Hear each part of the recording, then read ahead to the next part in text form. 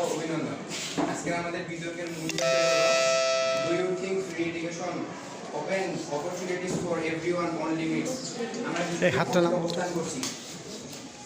শিক্ষা শিশুর ব্যক্তিত্বের বিকাশ ঘটায়, শারীরিক মানসিক আবেগগতভাবে এবং সর্বোপরি সরকার শিশুকে সম্পূর্ণরূপে শিক্ষিত করার জন্য শিশুদের বিনামূল্যে ও বাধ্যতামূলক শিক্ষার অধিকার চালু করেছে।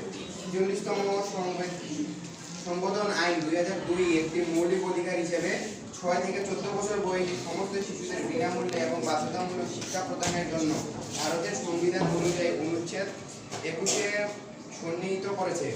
এখানে আমরা শিশুদের বিনামূল্যে এবং বাধ্যতামূলক শিক্ষার অধিকার সম্পর্কে বিস্তারিতভাবে জানতে যাচ্ছি।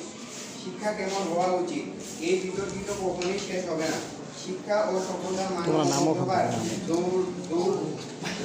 বাড়িতে শিক্ষা যদি পৌঁছেছে, তাহলে সভ্যতার পতন ঘটে। মানব সম্পদ উন্নয়নের মূল সূত্র হল শিক্ষা। বিনামূল্যে শিক্ষা অর্জন করার সবার জন্য অধিকার। আমি মনে করি বিনামূল্যে শিক্ষা একমাত্র পরে জাতিকে উন্নয়ন করতে। বিনামূল্যে শিক্ষা বলতে এমন শিক্ষা ব্যবস্থাকে বোঝায় শিক্ষার্থীদের উপর সরকারি খরচ বা ফি আরোপ ছাড়াই শিক্ষা প্রদান করা হয়। বিনামূল্যে শিক্ষা ব্যবস্থা শিক্ষা প্রতিষ্ঠান ব্যবসার জন্য শিক্ষা বা অন্যান্য চাষ প্রদানের জন্য ব্যক্তির কাছে দাবি করা হয় না। এই ব্যবস্থা প্রাথমিক, মাধ্যমিক এবং উচ্চ শিক্ষা সহ বিভিন্ন স্তরের শিক্ষার ক্ষেত্রে